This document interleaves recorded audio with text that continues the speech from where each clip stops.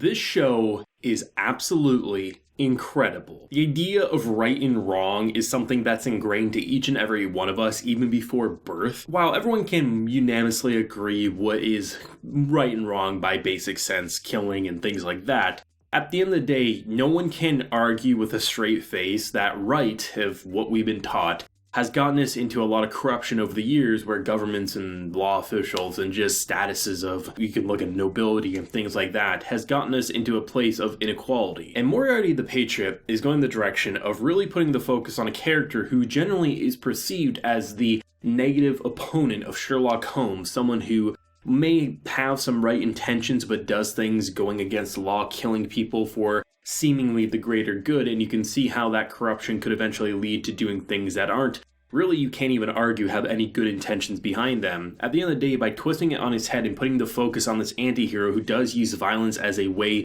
to solve issues, what he's currently done thus far, while it has been murder, at the end of the day, what he's been doing, you can argue is for the betterment of society in general. It's a very hard to swallow pill, and it definitely brings up themes that go against what is ingrained in each and every one of us, but we can't also deny what we have here with Moriarty the Patriot, with William Moriarty, this man who started at the very bottom and has risen to the top just with sheer intelligence. You can't deny that his idea of bringing down nobility in order to bring equality isn't a good idea, and people who abuse children, who take advantage of their power for their own well-being and disregard others' feelings, they do deserve to be punished, and sometimes those extreme actions are the only way to bring about change, which is why we see the exact same thing happen in society in our own world, generations upon generations, and it kind of just feels like an endless cycle because we do have these morals which are good and we should have them, but they aren't perfect. And that's what's so interesting about this show, and to see an episode where we really get the backstory of what led our boy to end up where he did, and also just to see how everything happened, to end on an episode where everything is engulfed in flames and three brothers walk out and who gets introduced, and I'm like, oh my god, this show's incredible. The idea of rich nobility is something I've always really despised. I've always hated just how the status of someone can be determined by birth. It's something that infuriates me because everyone should be born equal. And the idea of putting the focus on a pretty good noble at the end of the day, someone who looks at the poor as not people to scoff at or to ridicule, but rather to help because he's in a better situation than them. But the rest of his family, on the other hand, looks at them as disgusting vermin, and the fact that one of his siblings can just stab a fork through a maid's hand because she didn't make tea properly, it makes you want to see him be burned alive, which, end of the episode, if put the focus over there. But I love that because it really does make you view things in different lights, because you have a character who's very good but born on a very good side of the world where he has everything handed to him on a silver platter,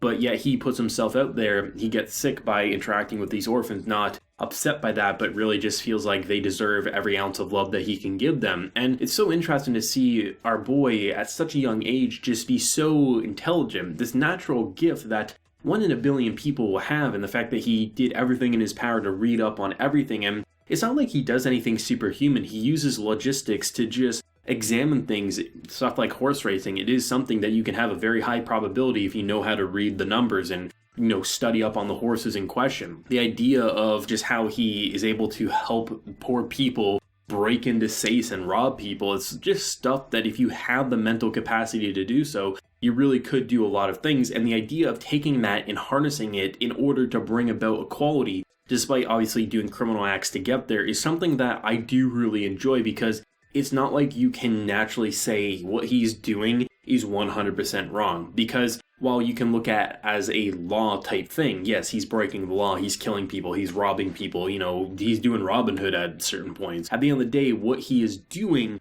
isn't necessarily wrong if you look at it from a moral standpoint, because these are the same people who will stab maids in the hand. They will kick people in the head just for being poor and they looked at them the wrong way. Why is it that they deserved all this niceness and they deserve nothing? It's like, as much as we always want to say peace will bring about this revolutionary change, all of the changes in the world for the most part has been brought about by violence. It's a sad but true fact. Revolutions happen because people take it into their own hands. So while we can't necessarily say that's what we should always aim for, we should always try the peaceful route, you can't deny what Moriarty the Patriot is doing wouldn't be the most effective change, especially in the hands of this character. The issue is power corrupts. As pure of intentions tainted by violence this man does have, at the end of the day, eventually there's going to come a point, I feel like, that he's going to start doing things that we can't as a viewer say there's at least good intentions behind these heinous acts. There's going to come a point where he's going to do something that we're like, that's just not good, and that's probably where Sherlock Holmes is going to come into play, where he's probably going to have to try to stop him. Which I'm really happy to say that if you didn't know, this is actually going to be a split core anime. The second core of this anime is going to be airing in spring 2021, so we're going to have more Moriarty the Patriot, helmed by Studio Production IG, which is insane because I was happy just having 12 episodes of this. I thought that was more than what we probably deserve, because generally these types of shows, we don't even get this high quality of production for a mystery thriller. So to know we're going to get 2 cores of it and Production IG is going to continue to helm it, that's incredible to me. I think this episode just had a lot of suspense, and really, I enjoy having the backstory in episode 2 rather than episode 1, because by introducing episode 1 as just really seeing who he is as an adult and what type of change he can really bring, because following the law would have not put a child beater molester behind bars. He would have got away scot-free because of his status and power, but because of Moriarty the Patriot and what Moriarty was able to do, the criminal consultant was able to give a father his just desserts. And yes, it was murder, but it's one of those things where it's like you root for it, but you also naturally want to push against it because that's the type of morals ingrained in us. And we don't get to see anime like that too often, but then by introducing episode 2 as the backstory, rather it being the slow burn, while this would have made for a good episode 1, at the end of the day, I think it works way better as episode 2, and going forward with the remaining episodes, it's really going to be interesting to see how they can take it. I mean, just visually alone, the show just oozes quality, but when the opening kicks in, I thought at first, like, maybe I was going to be watching like a Black Butler opening or something. It just really had this atmospheric, the clock ticking, it's just all the little instrumentals and sound effects playing together really made a beautiful opening. Ending song amazing as well. But honestly, if you're watching more than a couple of anime this season, you're going to quickly notice that every opening and ending is really good this season, more so than usual. But it's just so great to see how all the elements are at play to bring about such an interesting mystery thriller that has every character be compelling in some way. Even the discussing nobility are intriguing because it brings about an interesting world that we really can't compare to most anime we see in quite some time. And I'm really happy to see a show that's under the Sherlock Holmes banner actually live up to the quality of that tale, but do it in a different way, because we're always so used to seeing Moriarty as the antagonist, and we see it from Sherlock Holmes' perspective, which makes it very easy to push against him. But by flipping it around, we get to see things from a different coat of paint and see